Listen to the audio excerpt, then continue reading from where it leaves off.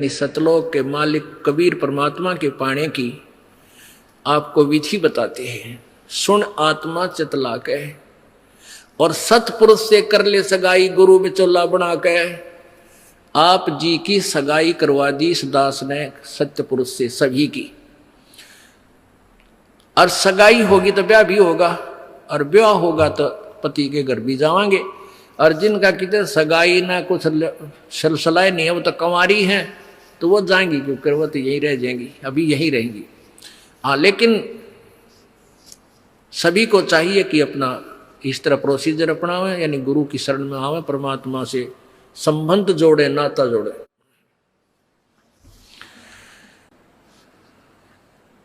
सतपुरुष से कर ले सगाई, गुरु बिचौला बना के, फिर सत्संग बान बैठिए लाडो और दान की मेहंदी रचा के। जैसे बान बिठाया करते हैं, 5-6 दिन बिठाया करते हैं, 6-7 दिन, तो परमात्मा कहते हैं वहां वो तेल चढ़वाता है, वो बान नहीं, इस सत्संग रूपी बान में यहां बान बैठो, यहां आओ, ये राम नाम का तेल चढ़ावांगे आपके, और फिर आपका रंग रूप निकल जाएगा, यानी आपके अंदर परिवर्तन आएगा। तो क्या कहते हैं, सत्संग बान बैठिए लाडो और दान की मेहंदी रचा के। ये लाल हाथ करने से कोई लाभ नहीं है, इन हाथों की मेहंदी दान है। 2 पैसे अपनी कमाई में 10वां अंश गुरु को दीजिए और जीवन जन्म सफल कर लीजिए।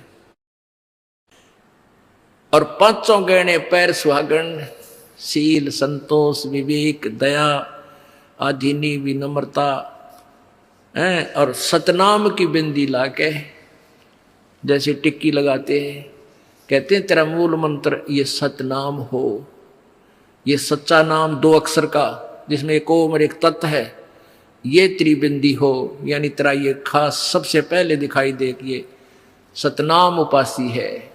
आत्मा परमात्मा को जब प्यारा लगेगा तो जब स्वीकार करेगा। और फिर क्या कहते हैं, प्रेम की लाली ला कै सुरता क्यों ना पति रिझावे है। ये लाल ओठ करने से कोई लाभ नहीं है, ये तो मूर्खा के काम है। पहले कोई भी ऐसी क्रिया अच्छे घरों की बहन बेटियां नहीं करते थे। इस नकली सी सिनेमा ने, इन टेलीविजनों ने ऐसा बैठा दिया कि सबको एक सत्र पर गली में ला खड़ा किया। गांव घर में ब्याह होता है, पहले कंजरी नाचा करती, हिजड़े नाचा करती, ये वैसाएं नाचा करती थी। अब अच्छे घरों की बहू बेटियां सरेआम गली में डांस करती हैं, ऐसा बूंदा लाल थोपड़ा करके। तो क्या ये अच्छे कर्म है? ये नहीं करना चाहिए। एक सभ्यता से रहना चाहिए। हम इंसान हैं, वो तो एक समाज का जो बिगड़ा हुआ रूप होता था वह इस तरह की बकवादें किया करते थे। तो ज्ञानहीनता, मर्यादाहीनता, निर्लज्जता इतनी बढ़ गई समाज में, इसको भी अब सेट करना है। तो कहते हैं प्रेम की लाली ला के, प्यार तो बोला सब बान भाइयां थे, सभी भक्तों से, समाज में वो भी कोई बगैर उपदेशी भी रिश्तेदार है, सबसे मृदु भाषा से प्रयोग करे, मीठा बोला, प्यारा बोला, ये तेरी लाली है, ये तेरे होठों की शोभा है। फिर कहते हैं जाप अजप्पा जप के अपना दहेज बना लिए। ओह, ये भक्ति की कमाई जो श्वास उश्वास से ये अजप्पा जाप कहलाता है।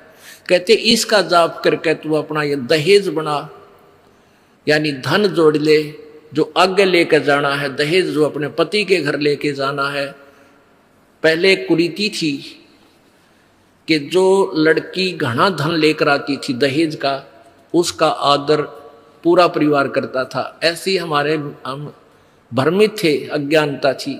तो उसी दृष्टिकोण से ये कहा गया है कि जैसे अच्छा ज्यादा दहेज लाने वाली बहू पुत्र वधू अपने ससुराल में आदर सत्कार पाती है, ऐसे ही तू डट के भजन कर, घना दहेज बना ले। सत्य अजप्पा जाप का, अजप्पा जाप जप के अपना दहेज बना लिए, अनहद बाजा बाजन लागे फिर खुशी बना लिए। ओह, जैसे लड़की का पता लग गया कि आज ब्याह है, लड़की की का आज विवाह है, अब कई बच्चे बकाया करें, न्यू कहेंगे ए तेरी बरात आ गई, और फिर न्यू कहें कोई ना आई क्यों राजी हो रही है, यानी उसने खजाया करते हैं। तो फिर वो लड़की सोच लेती है बांधन दे ले भौंके जाएंगे।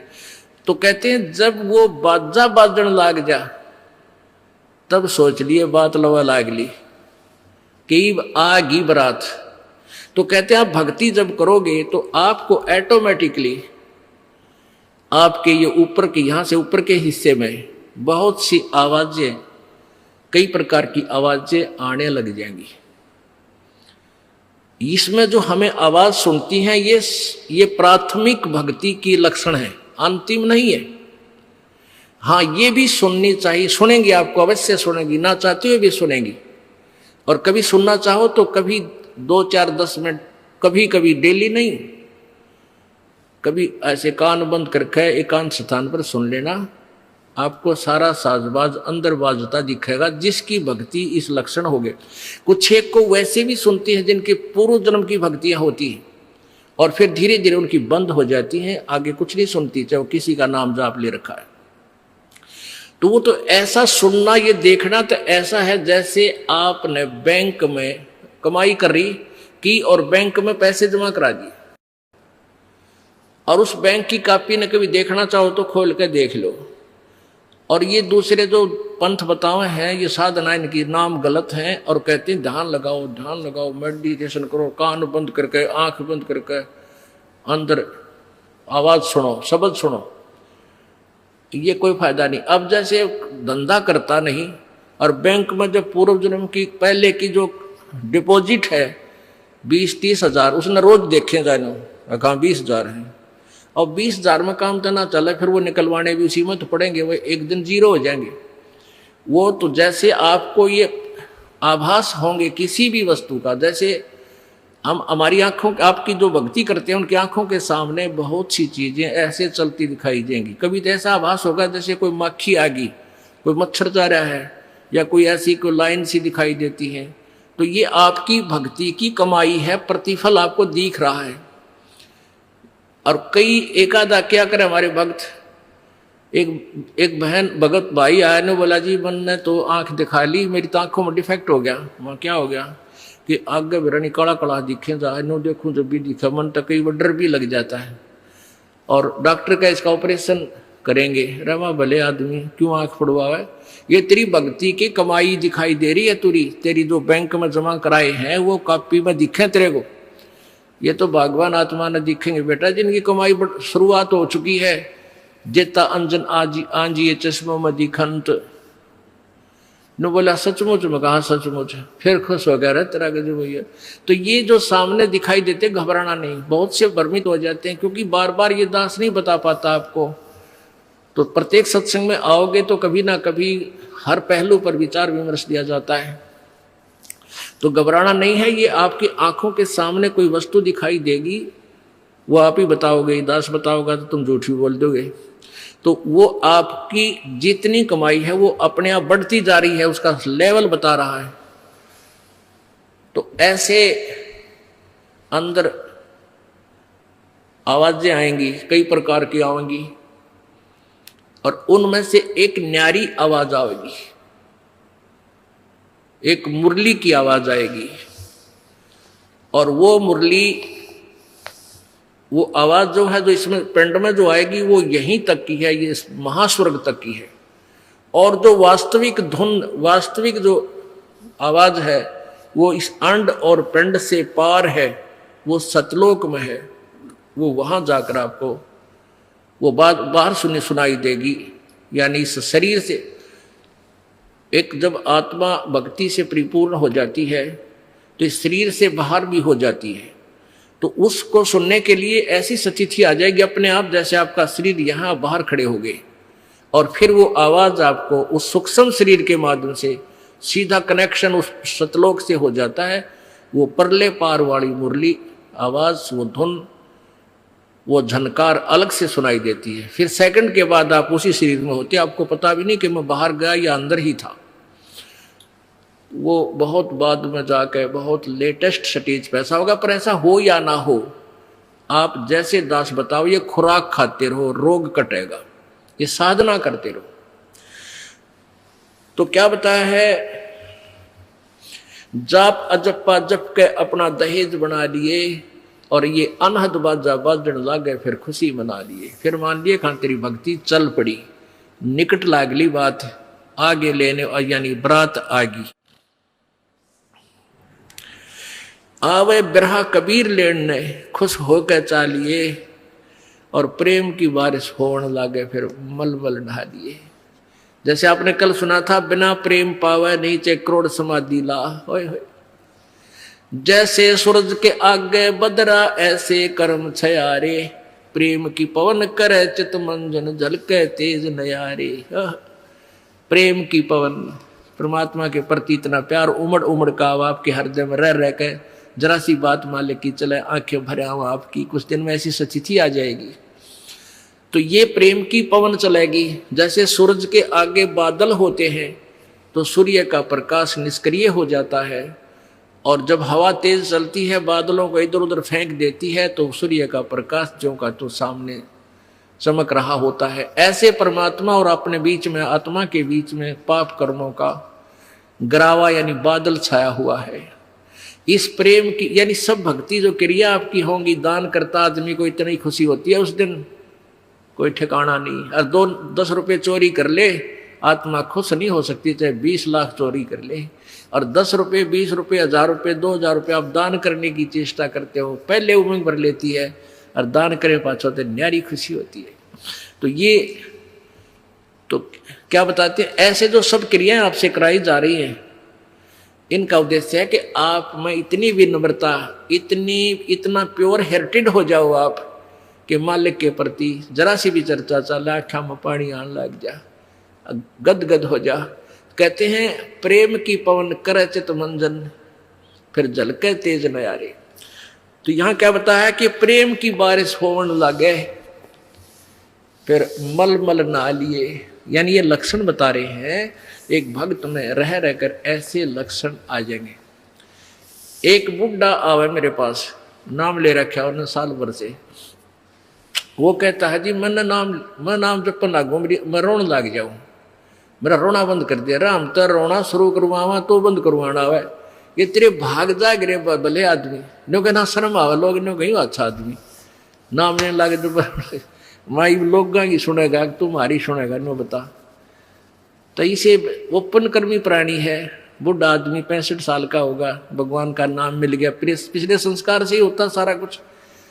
और ईब नो कह नाम लेने लग जाऊँ, मैं तो रोने लग जाऊँ। अरे तेरा जी भगवान ये सब ने दे सा रोना हमारे भगता ने, आँखें में पानी आवे, मालिक की चर्चा हो, ना द्वेष हो, ना राग उठे, ना कोई चोरी करने जी करे, ना कोई जारी करने जी करे, ना बुराई मन में आवे, ये ऐसा जो धुन लग जा।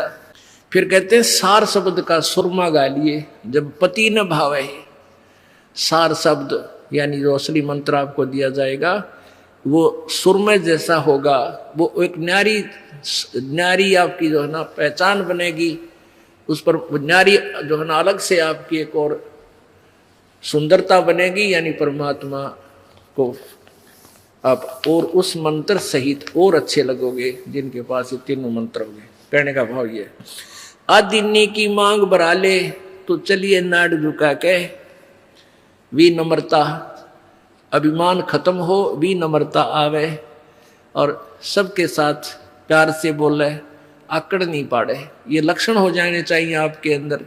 आदिन्नी की मांग भरा ले, ये जो मांग आप सिंदूर डालते हैं ये आदिन्नी तेरी मांग है, और चलिए नाड़ झुका के, यानी नम्रता से रहना, नाड़ झुका के चलना, नम्रता से पेश आना।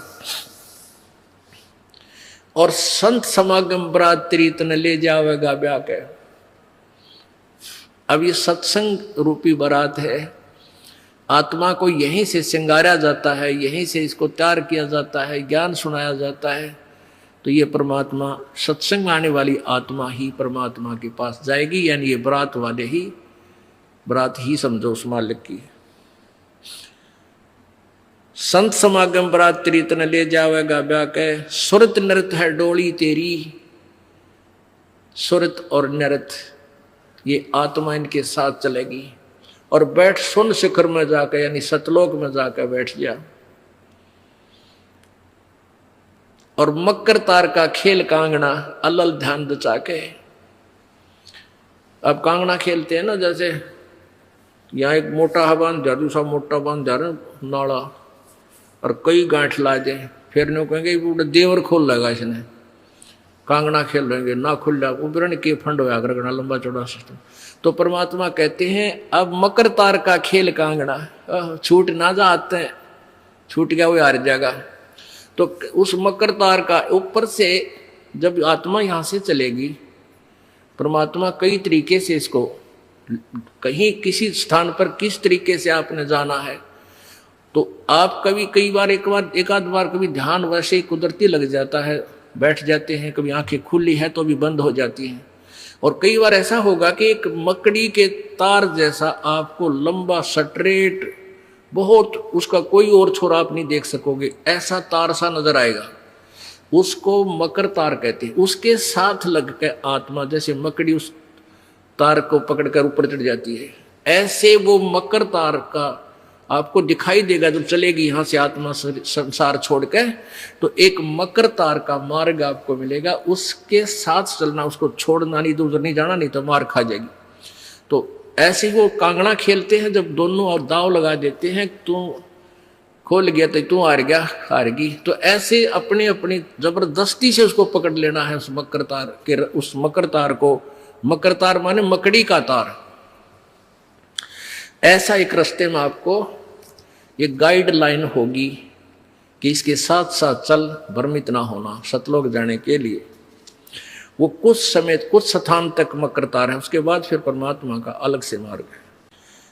सुरत नृत्य है डोली तेरी, बैठ सुन शिखर में जाके, मकर तार का खेल कांगना अल्लल ध्यान दे जाके। एक एक वाणी का आधा हिस्सा भी इतना जबरदस्त भर रखा भगवान ने। अब अलल पंख, अलल ध्यान दचा के, एक अलल पक्षी होता है, उसको अनल भी बोलते हैं। अनल, अनल माने वायु, यानी वो आकाश वायु में ही रहता है, ऊपर नीचे नहीं आता। वो अंडे भी ऊपर ही दे देती है वो अलल पक्षी मादा, और उन अंडों को हवा में छोड़ देती है, और ऐसे स्थान पर अंडे देती है, पैदा करती है कि नीचे केले के बन हो, केले के बन। तो केले कैसे फंसे रहा कर, केले के बना बनो आपस में बहुत लंबे लंबे बढ़ जाते हैं। तो वहाँ आकाश से वो अलल पक्षी बहुत लंबा चौड़ा होता है, वो कम से कम भी सैकड़ों फुट लंबा और 50 फुट की चौड़ाई होती है। इतने बड़े बड़े पर होते हैं उसके, बहुत जबरदस्त लोहे के तौ की तरह, और पंजे होते हैं जैसे नो चमटिया की तरह, खुर जैसे बहुत जबरदस्त नाकुले, बहुत मजबूत, और 4 पैर होते हैं उसके, पक्षी होता। तो वहां से अंडे छोड़ देती है भगवान वाला है। अंडे नीचे आते हैं हवा की घर्षण से, वो परवरिश को यानी वो पक जाते हैं, और केले के अच्छे भारा भारा अंडे होते हैं, वो 2-2 दड़ी के, और ऊपर तो 1-1 दड़ी के, 5-5 किलो के, और ऊपर तो आते ही वो केलों के पत्तों पर आकर गिरते हैं। उन केलों को तोड़ते हुए सपीटते नीचे आते हैं। तो केलों पर गिरने से, उन केले पर गिरने से, उन पेड़ों पर, तो उसकी स्पीड कम हो जाती है, और तो केले को तोड़ता हुआ वो आसानी से आकर नीचे पड़ता है, और पड़ के फूट जाता है, उसमें से बच्चा निकल जाता है। वो बच्चा वहां फिर उस वन में घूमता है, फिरता है, चारा चरता है, और फिर कुछ दिनों में वो उड़ने लग जाता है, यानी परिपक्व हो जाता है, वो प्रफुल्लित हो जाता है, और वो उड़ उड़ कर देखता है, काफी दूर तक उड़ता है, फिर वापस आ जाता है, 1-2 साल तक वही रहता है उस वन में। उन पक्षियों के साथ भी घूमता है, अपने मित्रों के साथ जो दूसरे पक्षी होते हैं, अन्य जीव जंतुओं के साथ भी घूमता है, लेकिन उनमें उसकी मित्रता नहीं रहती है, क्योंकि उसको पता होता है कि मेरे माता पिता ऊपर हैं, यहाँ नहीं है। पुण्यात्मा, ये बहुत ही उत्तम ज्ञान है और छुपा हुआ ज्ञान था, ये तत्व ज्ञान है। इसको समझाने के लिए बहुत से उदाहरण आपके समक्ष पेश करने पड़ते हैं ताकि आत्मा अपने परमात्मा की तरफ आकर्षित हो जाए। आपने कैसे रहना इस संसार में, ये अलल पक्षी के बच्चों की तरह। अब वो यहाँ आए, यहाँ आसपास उस वन में पक्षी पशुओं के साथ रह रहे हैं, लेकिन वो एक पल भी वहां जाने को नहीं बोलते कि एक बार हम उड़न जोगे हो जावा, उसी दिन भाग जावांगे यहाँ से, हम जवान हो जावें तो उसी से में चल पड़ेंगे। तो जब वो युवा हो जाते हैं और खूब उड़ने योग्य हो जाते हैं तो चलते समय कहते हैं 5 हाथियों को वो पक्षी, अलल पक्षी ऐसे लटक, क्योंकि उन केड़ों के वन में हाथी के भी झुंड के झुंड होते हैं, वहां होते थे पहले समय में, तब बने ना रहे, तो वहां झुंड के झुंड हाथी होते हैं, नो एक दूसरे के सट कर चाला कर सैकड़ों की संख्या में, कई झुंड। तो वो अलल पक्षी उनके ऊपर झपट्टा मारता है और उसके इतने तेज वो होते हैं 1.5 फुट के पंजे, और उनको ऐसे फंसा लेता है चारों हाथियों को, 4 हाथियों में, और 5वें ने नोक मुंह के साथ। कहते 5 हाथियों को उठाकर वो अलल पक्षी आकाश में चला जाता है अपने माता पिता के पास, और फिर उनका आहार लेकर जाता है, वो आहार उससे उनसे करते हैं।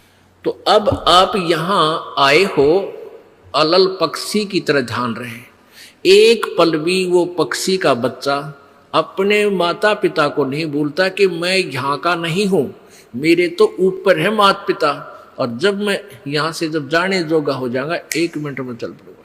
तो आप उस अलल पक्षी के बच्चे की तरह यहाँ अब तैयार हो, अच्छी खुराक खाओ राम नाम की, और मजबूत हो जाओ, और चलते समय इस राम नाम की कमाई लेकर ऊपर चलेंगे। अब कहते हैं अलल ध्यान रचा के वो पक्षी का बच्चा एक पल भी वो यहाँ रह ही नहीं सकता। उसको ये पता होता है, कॉमन सेंस होती है कुदरती, कि मेरे माता पिता वहां है, जिस दिन मैं यहाँ से जाने योग्य हो जाऊंगा 1 पल नहीं रहूं यहाँ पर। तो ऐसे आपने ये हर दिन उस सतलोक में जाने का अलल पक्षी की तरह यू ध्यान लगा कर वो जचा कर रखनी है, इसको भूल नहीं पड़ने देना। मकर तार का खेल कांगना अलल ध्यान जचा के, और बैठ विश्वास सेज बिछा के, जो शब्द छैल आवे है। अपने आत्मा कह कबीर सुनो भी साधो, मैं तो हूं विश्वास में।